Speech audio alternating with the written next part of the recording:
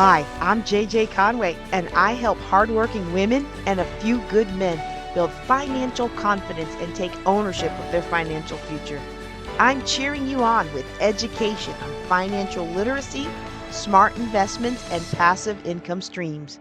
Welcome to Ladies of Wealth. So, let's talk before we talk about what to do with unwanted gifts. Let's talk about in my research for unwanted gifts and in my asking the people in my circle and the people that I volunteer with about unwanted gifts.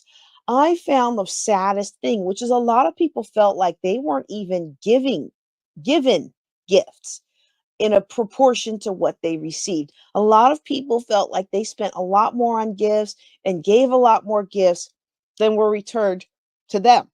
And so I thought I would do some research on that because that's a problem that I absolutely used to have when I was younger, especially when I was early in my career and I was trying so hard to please everybody, or when I was early in my ministry and I was trying so hard to please everybody. Hey honey, I'm going to ask you, can you go get my cuppy off the dining room table, please? If dad wonders why you're awake, tell him mommy asked you to go get something. Thank you. I am going to have to edit this part, but hey, if I forget to edit this part, podcasters, my son's in here with me today, so he's running a little errand for me. Okay, so if you spent on gifts for a group of people, like let's say you're volunteering with a new crowd and you gave gifts to everybody on your volunteer team, and nobody so much as gave you a card, that can really, really hurt. And so, what I want you to understand is that there may be a situation where others may not consider you as much of a friend as you consider them. And that hurts. I know it hurts because I lived that so much in my younger days. Okay. And while that hurts, Happy New Year, Pastor. While that hurts, it's important to observe. When I was a pastor's wife, this is the first time I really saw it. When I was a pastor's wife, Philip's father was a pastor. I would give everybody a gift, and I felt obligated to do so. I didn't get a, I'll admit I was not the best pastor's wife, and I don't really have the best pastor's personality. The Lord is working with me; He's working on me. But I've noticed that a lot of successful pastors have a very intriguing and warm and welcoming personality, and I'm asking the Lord to help me be more of that. Not to take away my hard charge and get things doneness, because that's what makes me who I am, and He has need of that in the house of God. But maybe we can just wrap it in a new coat of, humility and kindness. Well, I like to think I'm pretty kind. And when people hear what I've done in my military career, they tell me I'm a little too humble. But I don't know. There's just something about me that says I'm amazing. And even though I think you're amazing too, it doesn't always come out that way, right? So anyway, but when my ex-husband was a pastor, I felt obligated to give everybody a gift. There were only a handful of people in the church that I liked, but if I only gave two people a gift, that everybody else was going to be upset that we were playing favorites and we didn't like everybody. So I had to buy everybody a gift, and I would buy everybody a gift, and then of course I want the tree at church to be pretty. So then I would go and decorate all the gifts in beautiful foil and ribbons. And I mean, I actually like to wrap gifts. You wouldn't know it to look at my gifts now, because it's like, you know what, these boys are gonna tear them up. They don't care. So tape, we're done, right? Gift bag, stuff, we're done, right? But back in the day, I didn't have kids, I didn't have a thriving business, I didn't have much of a ministry. I was just had plenty more time, you know, and I would just go through all that trouble, and then I would never get anything back. My ex-husband would get gifts back. They would give him gifts. They would give him gifts, and every once in a while he'd share them with me. But they never gave me gifts. And so this is when I had to have a real heart to heart with the Lord about why was I so upset about this? Because really, when we're giving from the heart, we're not giving with an expectation to receive. And I had to learn how to reframe it as giving gifts to the ministry. I'm not giving to them specifically. I'm giving to the Lord. I'm giving to the Lord, and He gives me the desires of my heart. Now, that's an abundance principle. And some of y'all will recognize that, because in the spirit of opulence, which is not as bad of the title was really not that great in today's world, but back when he wrote it, it didn't mean what it means today. Thomas Trode writes about giving to others before you receive. That's a principle we talk about today, givers gain, right? and not to give what you don't have. Now it's interesting because this is back before credit cards were a thing and smartphones and stuff, but he specifically mentions money, without credit cards, I guess he must have been talking about like emptying your emptying your savings, chasing after the next snake oil business or opening doors for you. He was very emphatic about not giving money that you can't afford to give. And he said to give what you do have. And there are all kinds of forms of abundance. Some of the big ones are financial, relational, physical, self expression, spiritual, of course. And maybe you don't have abundant finances. Well, what do you have in abundance? Can you bless people spiritually? Can you help them physically? Can you give in the relational plane? Can you make connections? Some people's relationships are worth far more than gold. And so I'm choosing in that moment. I didn't know all the theory behind it. I had never heard of Thomas Troward. But in that moment, the Lord and I came to an agreement that I was going to give to people in one plane, physical, knowing that the Lord would repay. And he might repay in the physical realm. He might repay in the spiritual realm. He might repay later on down the line. He may repay in an unexpected time and an unexpected place where I need him to come through for me. And I know that some of those members that I really cared about, I mean, don't get me wrong, I cared about everybody, but that just didn't come out right. But some, yeah, I don't think I can fix it, but I'm gonna try. Some people you love, but you love them from a distance because they are dramatic and trying.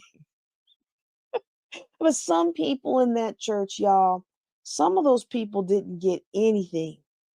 And I know that for some people, our stopping by to visit, like when we used to have Bible study with some of the older people that were homebound, and they didn't have anybody else coming by. Was one lady I used to take with me to different trips, and I would help her with her money. She didn't get anybody come by her place or come out her way that wasn't trying to take advantage of her or scam her. And the only way to give those people something sweet at Christmas time without upsetting the others was to buy for everybody. So it was just, I had to reframe it as part of the cost. Everyone had to get a gift to make sure these people got a gift. And I just added that into my budget for making sure these people got a gift. But then I also began to notice a curious thing in the rest of my life. Now I know this isn't for everybody because a lot of people that are on my page, you are on my page because you're in business, you're trying to improve your business, you're trying to improve your finances. You already have a pretty good grasp of life and a grasp of people.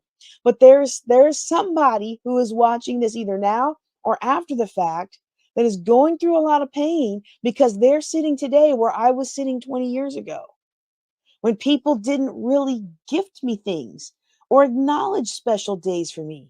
I remember thinking one time, is something wrong with me? And then I took this class at a new military job that I was in. It was a train the trainer for this thing called Fireside, which is a personality assessment that explores your desire for inclusion, control, and affection.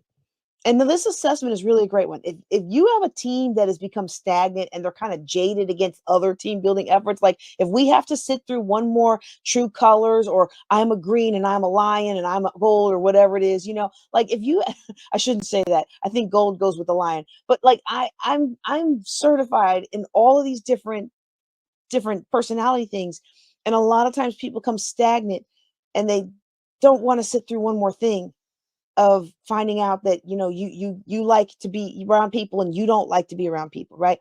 If you have a team like that, Firo B is a really good one because it's not the same old that we're used to in corporate training. It measures on control, like how much control you want over your productivity and how you want somebody to have control over your workday, or how much control you want to have over others.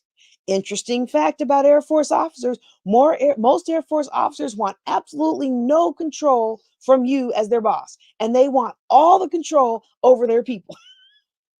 Well, that's going to set up a bit of a power struggle, right? Because if everybody in the chain of command doesn't want to be controlled, and everybody in the chain of command wants to control everybody else, well, now you got conflicts.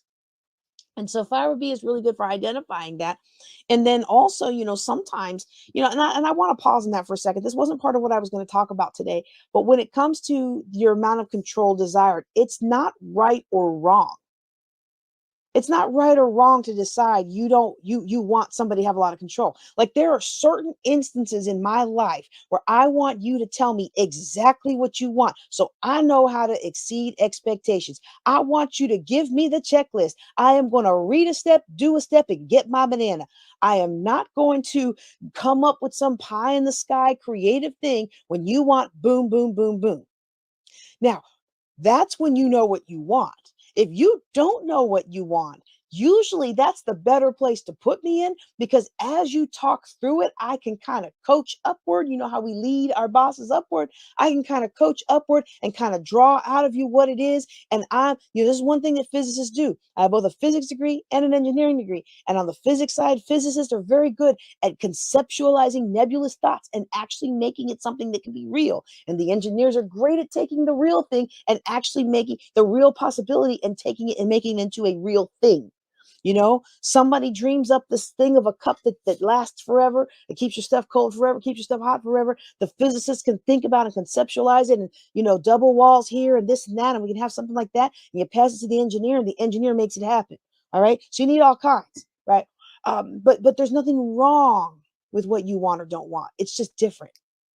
And so another one that the Fire Bee measures is do you is inclusion, whether you want to be included in the group dynamics or decisions, or do you want to just work alone and make your own decisions, or do you prefer to have some control and not some control, some group dynamics, but would you prefer the group make the decision and just tell you? Because some people are really, really good at working on their own, and they don't like group dynamics because the group never does what they want them to do. And then the worst part about it is they're usually right, but because of their personality is so off-putting, I have been that person. Because their personality is so off-putting, they don't play well with the group. The group doesn't give their opinions the attention that it deserves. And so then when you get a team like that and you do the Fire Bee, and they're like, well, why don't you want to be part of the group? Now you can open up the discussions, because now you can have the discussions, or you can find out that most of the group people in the group don't want to make their own decisions.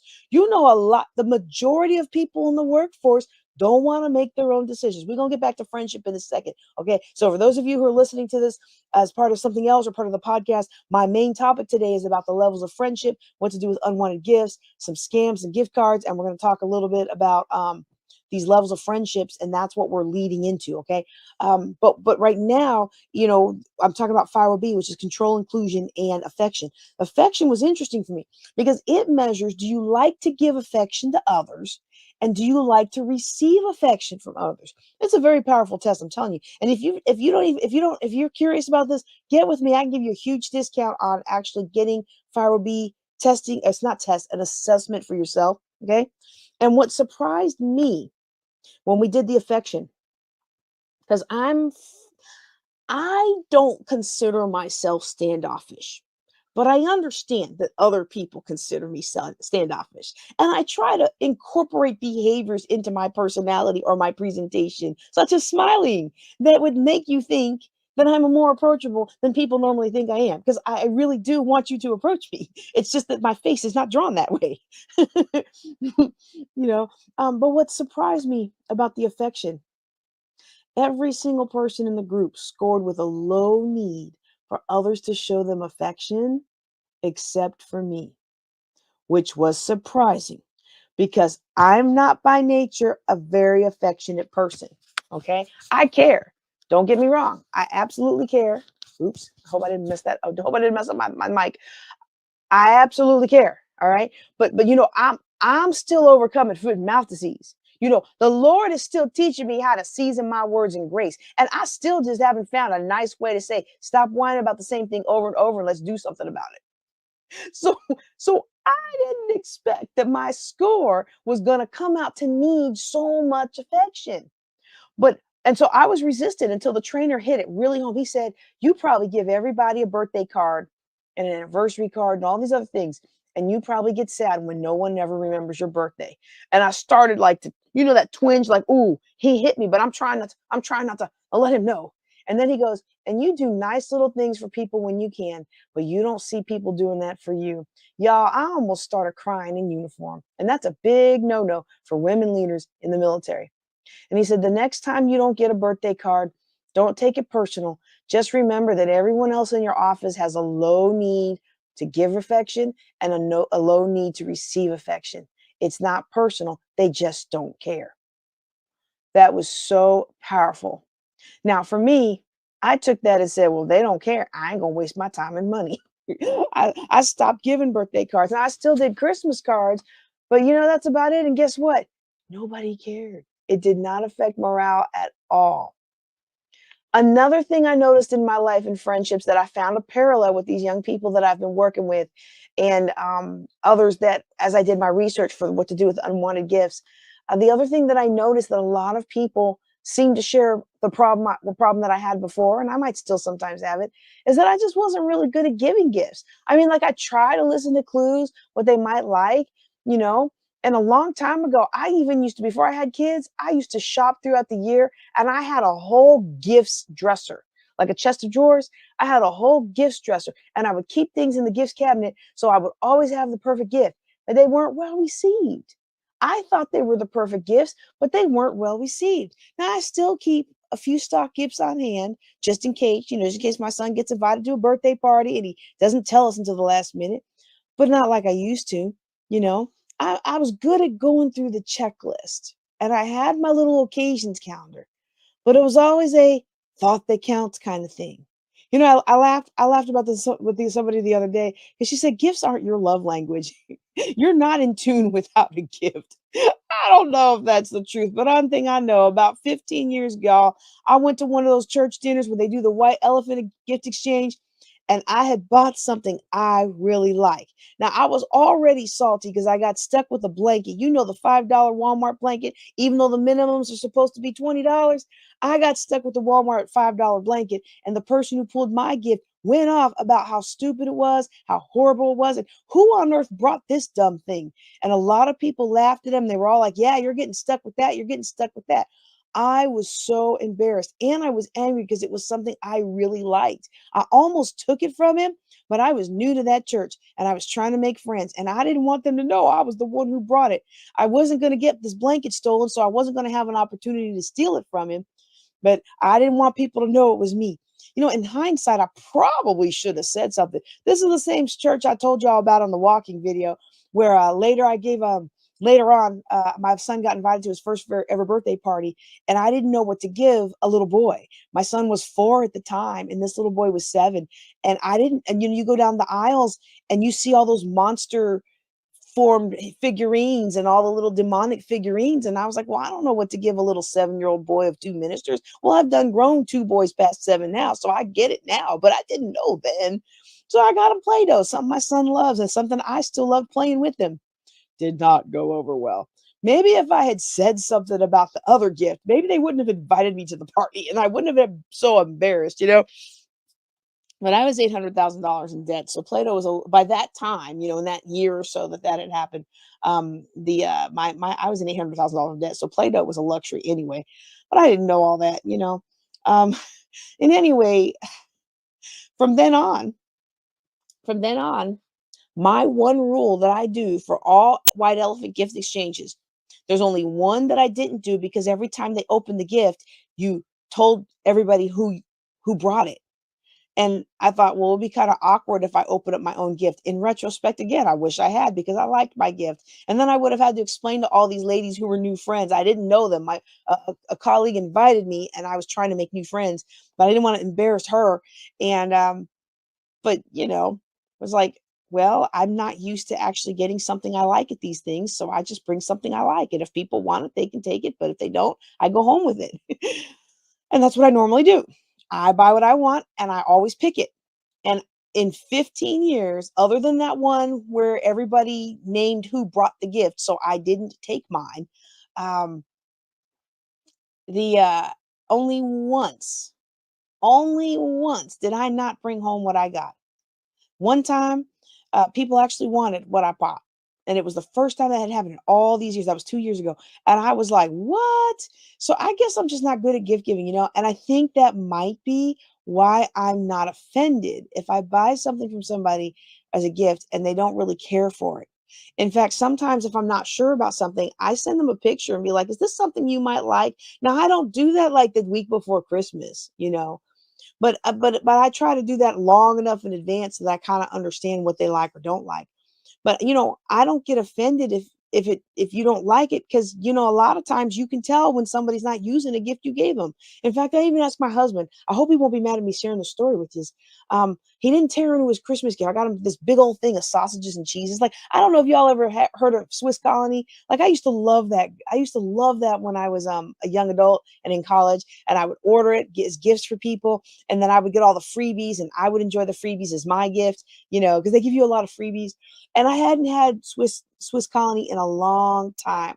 But I thought, I don't know what to get him this year. I'm going to get a food gift. Every guy likes sausage and cheese platters. Not my guy. And